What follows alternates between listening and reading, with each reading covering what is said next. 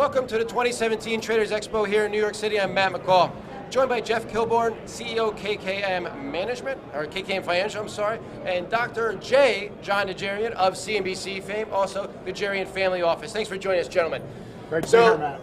We want to talk options, and we can't have two better guys here right now. So let's talk a little bit about this market. Jeff and I talked about the market, this Trump rally, and people are nervous right now, how to protect themselves, maybe think of some alternatives.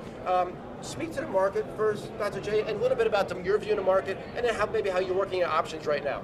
I think, Matt, there's going to be several catalysts that drive us significantly higher.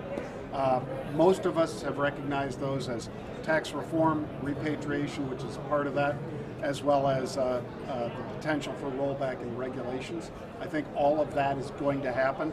I think, additionally, some of the obligations that businesses had under Obamacare, as well as some potential for infrastructure spending, are going to be huge drivers for the market well into 2018, into the midterm elections. So I told Jeff, and I was joking with Scotty and Jim earlier, that I have my CNBC app, and I'm telling you, every 2 or 3 days, if the futures are down a tick, I get an alert that says Trump rally over. I keep hearing this. So it sounds like you're bullish. It sounds like everybody I've had here today is bullish. Is that true? Are you buying pullbacks, or are you looking for that pullback as well, that correction on the horizon? If we define a correction as 20% or even a 10% correction, I'm not looking for either. I think anything close to 5 and 6% will be bought so quickly it'll make your head spin. Okay. So for that reason, we are a holder. We are a protector of assets because of the run we've had. So I think the financials gave you a nice break, basically a month and a half, almost 2 months worth of flat performance, and I think they're going back to work right now. Well, I was short the financials not too long ago, so I hope you're wrong for a minute here. But okay. Jeff, let's talk a little bit about options and how you're using options in this type of market.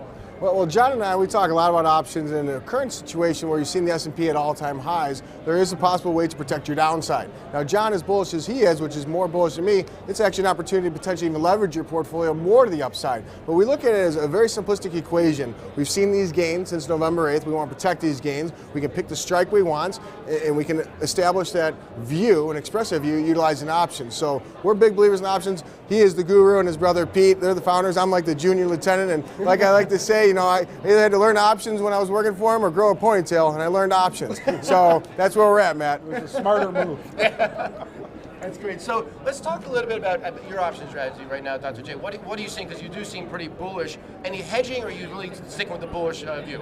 I think you can still stick with the bullish view, although I'm not chasing everything, Matt.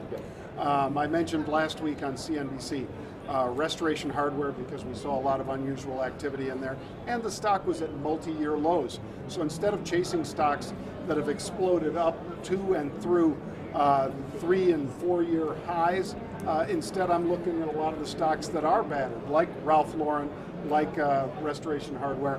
Restoration Hardware last week had that pop 28% on Friday alone.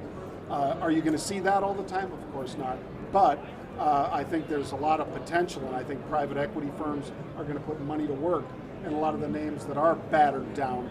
And for that reason, I think call spreads rather than outright call purchases, because if a deal doesn't happen, Matt, as you know, in options, the options waste away and they disappear.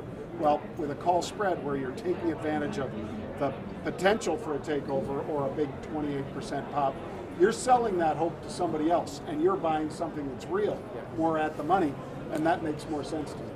Restoration Hardware, another. You always remember those stocks that you got beaten on in the last couple of years. That's one of the ones I got beaten on too. So you're giving it to me today. Oh, the financials and Restoration Hardware. So before we wrap up, I know you guys have a lot of stuff to do here at the Traders Expo. Let's talk to volatility. Volatility's been so low. How has that changed any of the strategies that you've been doing in the options market? Well, it's brought the insurance level down to such low levels. We haven't seen, puts, when we typically sell puts for an income strategy, you don't have the ability to collect like you used to, but it sure is very inexpensive to protect your portfolio. So I think we're looking at utilizing some of these puts to mitigate that risk on the downside, and now it's never been cheaper, because at the end of the day, volatility is a mean reverting product, which that means the VIX, which is currently around 12, it's going to go back to historical average around 19. So it has to go up, it's just a matter of time. Okay. I think volatility is justifying what the market is doing, and that is we're moving 0.5% a day. Slow grind. 0.5%, that means an 8% VIX. So actually putting on an extra 3 points of premium on top of what the market's really doing right now. So that shows you that people are protecting, that they're not just willy-nilly, buying everything, and that extra 3% on top of where the VIX should be trading. If it were single digits right now, then everybody'd really be wringing their hands. But instead, it's hanging in there 11.5 and 12 to Jeff's point, and that's still historically very cheap. And you make a great point, because people will say with it being this low right now, that we should be scared. We should be worried that we're setting up for a big pullback. But the way that you explain that is fantastic, because most people at home will not look at it in that manner. So before we wrap, one bit of advice, because a lot of people here are novices when they come to options, and they may get all excited and go out and make a really bad decision because they might just buy a call on some stock that somebody told them about and lose it all, and they'll end it right there. So maybe a bit of advice from both of you, being in the business for so long, how to get started, and maybe one mistake they should avoid. Well, I would say knowledge is power, and having that knowledge is critical. So John and Pete, they do a great job of educating folks on how to trade options. My mom actually is a subscriber, so my mom has actually learned how to trade options over the years. So I think educate yourself, understand what are the tools that you have at your disposal.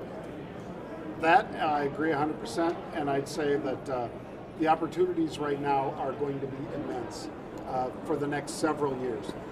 And the reason for it is those catalysts I mentioned earlier, Matt, as well as the potential positives coming out of the market, the innovation that people will hit the market with, that we see at shows like the Money Show. So, whether it's robo advising or whether it's separately managed accounts and so forth, there are going to be some fantastic new financial products coming our way, and you want to be out there to exploit them. Thank you so much. Two of the best guys in the business, two of the nicest guys in the business. Thank you so much for joining us here today. Coming to you live from the Traders Expo, New York City, 2017.